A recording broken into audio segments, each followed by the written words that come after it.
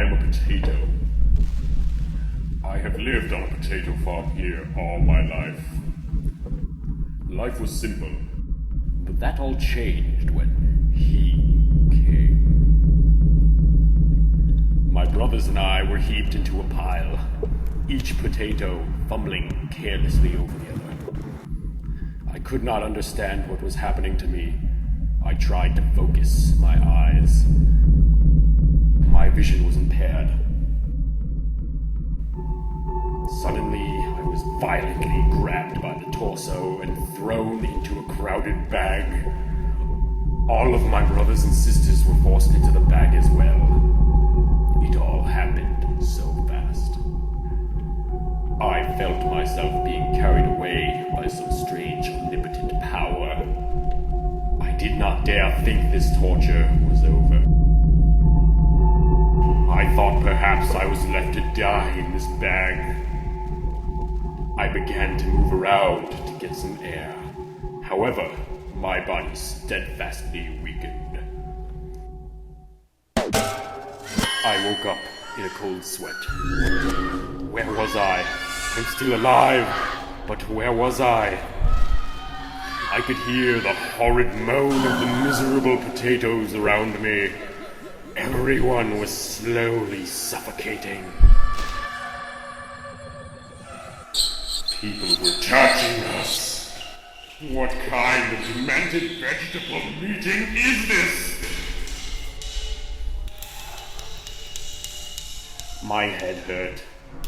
I fell weak again and passed out.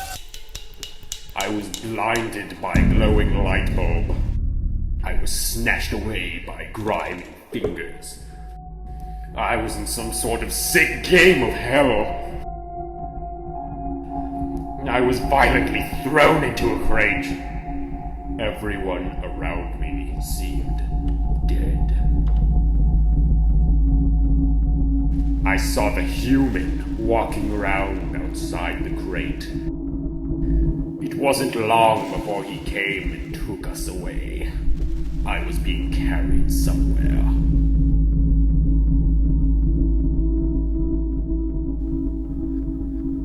Suddenly, a torrent of cold water instantly smothered my face. It was trying to drown me. The water stopped. All the potatoes were soaking wet. I did not understand. I woke up to the curdling whisper of my fellow potatoes. They were talking about the hand.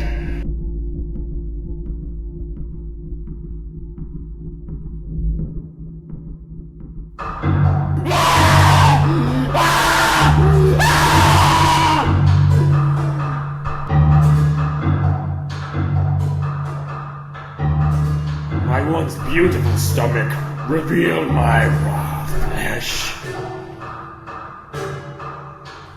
My body was directly chopped into two halves. The pain was horrendous.